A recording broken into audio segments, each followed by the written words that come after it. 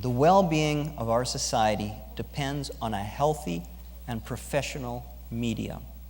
But the media world is in the midst of disruptive change. New technology and values are shaking up the entire sector. This is not just of concern to the people who work in the industry, it should be a concern to all of us. Our next guest has spent his life in radio and television and has watched it all.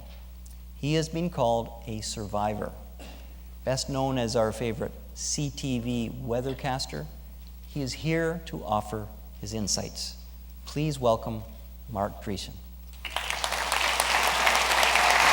I have to say this is a rather new experience for me because I'm usually the one introducing people like Sam up on the stage, or I'm doing my stand-up comedy routine, which I promise I'm not going to do tonight. And I also promise I'm not going to spend the next 7 minutes talking about the weather because, that's all everybody wants to talk to me about. But lately people have been coming up to me and saying, hey, where did so-and-so go? Or what happened at your station? What happened to that guy I used to be with? I used to like him. Where's she go? What's she doing now? What's going on at your place, right? As Sam alluded to. Big changes happening, both in national media and local media too.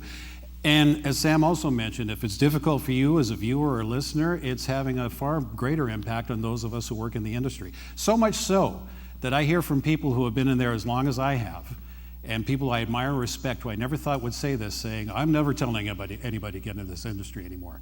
It won't even be there in another few years. And that's really sad, And Sam also alluded to survivor.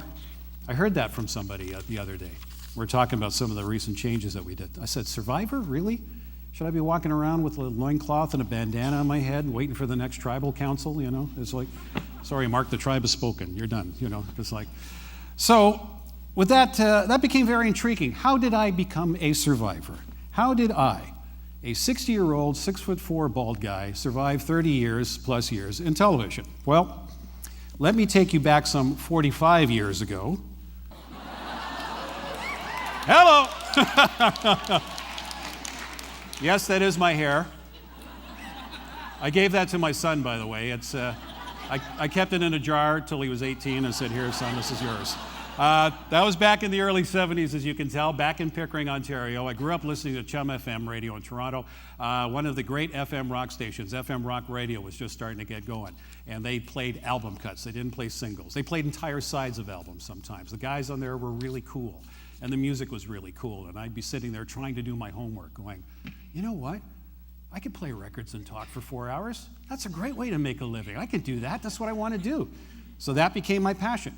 So I finished high school and I enrolled in radio and TV arts program at Seneca College. And I'll never forget, one of my instructors during my my admission interview, looked right at me and he said, now, this is a tough business to be in, okay? You sure you're ready for this?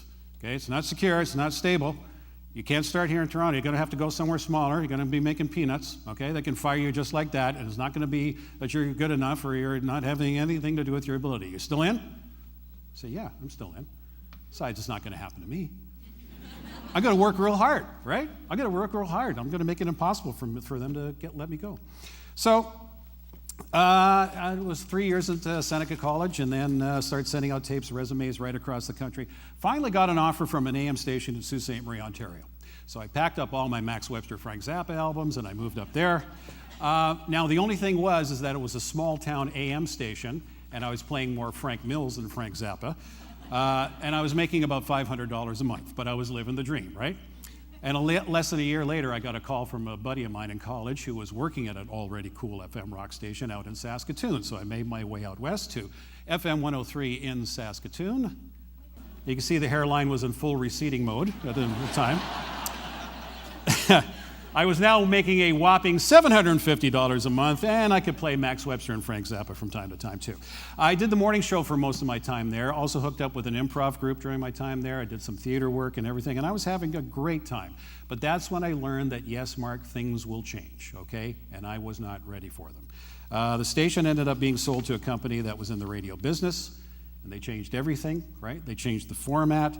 We were no longer this cool FM rock station. We were the best of yesterday, today, and last week. Instead of choosing the songs I got to play, I was given a list of songs saying, here, these are the ones you are going to play. And a few years later, they said my style just wasn't working, so they wanted to change me. They wanted to change me to somebody I wasn't being comfortable with. The dream was now becoming a nightmare, and I wasn't happy, but I fought it because this was not going to happen to me, but it did. And when they finally let me go, I felt crushed, I felt defeated. It was one of the only times in my life that I cried. But as painful as that was, I realized something great came from that because a television station had just opened up there. They came and asked me to do some work for them. One of the things they wanted me to do was the weather. Thought Letterman started this way, so there I was. STV in Saskatoon, and later CKND-TV in Winnipeg 2 years after that. Yeah, you notice I was dressing better. I still looked like I belonged in radio, but I was dressing better.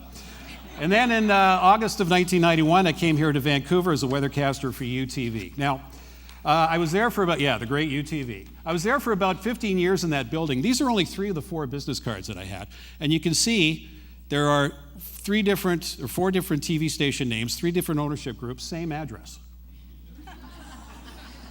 So you bet there are going to be changes. The building never changed, but the people changed, the station changed, the names changed, the format changed, and then one day we had another big change.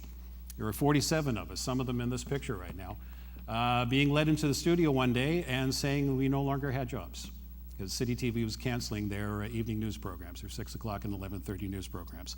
We were each escorted to one of the long desks set up in our studio. We were given our severance packages, could take only what we needed to get out of the building that day. We weren't allowed to go around and collect our things or say goodbye to anybody. And we were escorted out the door. So that took about 15 minutes for me, which was about a minute for every year that I was there. So I thought, okay, if they're over me that fast, I'm over them that fast. And then a week later, I started at CTV in Vancouver. And I've been there for 12 years, had my ups and downs there too.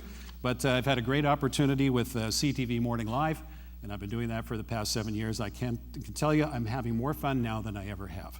And there have been changes there too, and people who I've worked with and liked, and they're not there anymore. So you figure after all of that, why am I still doing that? Why am I not just going home and ranting on some internet blog or some discussion board and being bitter? Because I'm not, because I still want to do it. I still have the desire in here. I work with a great talent coach in LA, a lady named Barbara Deutsch, and she calls this the pilot light. Keep the pilot light on. As long as the pilot light's burning, you'll want to do this. And there will always be a need for people to be informed. They want to hear stories. And they want to hear stories from some great young broadcasters, people like Peter, who you saw earlier tonight, and people like Salima, who you'll see later on tonight too.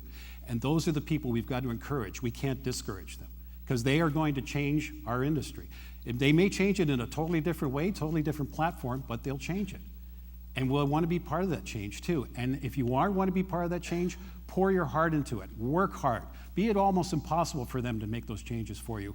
And no, you will not fake anything in this industry, okay? You never will. And exactly. And then maybe one day, somebody will be watching you and looking at you or listening to you and going, hey, that's pretty cool. I want to do that too. Thank you very much.